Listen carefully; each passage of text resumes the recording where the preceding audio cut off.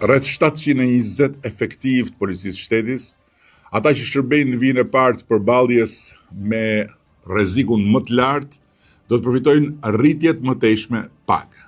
Forcat Renea, forcat kombëtare të sigurisë dhe forcat e posaçme operacionale do të mbështeten ende më shumë për punën sfiduese dhe të vyer që bëjnë në shërbim të komuniteteve, në shërbim të atëdheu tonë përbashkët. Një inspektor në Renea do të paguhet tani më afro 1.600 euro, ndërsa një drejtues në këtë strukturë do të arrijë në afro 2.300 euro.